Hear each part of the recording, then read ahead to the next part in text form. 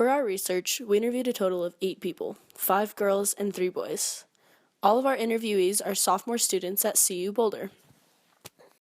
We interviewed Haley at home, Sophie over the phone, Griffin at home, Maddie on campus, and Jonah, Saif, Chrissy, and Aaron in the library. After conducting our interviews, we discovered that the overall sentiment towards waking up in the morning was very balanced.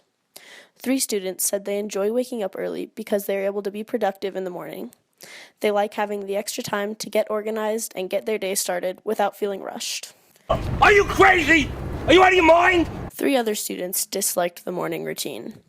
One of them said that they naturally wake up really early, which they didn't like because nobody else was awake and they feel like they can't sleep in. The others did not like the harsh sound of their alarm clock and said they would still feel tired during the morning. The last 2 people we interviewed were neutral. They did not have strong negative or positive feelings toward waking up. All students had frustrations in regards to the morning. Half of our participants expressed that the worst part of their morning was actually getting out of bed. They said that leaving their warm and comfy beds was especially terrible. Наш рынок продолжает демонстрировать отрицательную динамику. Объем продаж всех типов автомобилей в прошлом году снизился по сравнению с 2014 годом.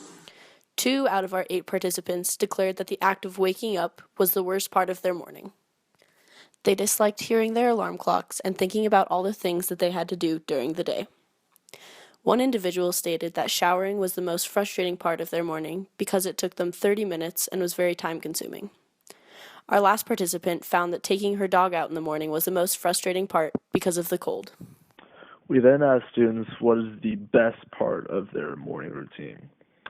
Out of our 8 interviewees, half of them enjoyed their morning showers, specifically the hot water and the alone time to think. 2 of the 8 interviewees valued the breakfast the most, and food really motivated them to get their day started.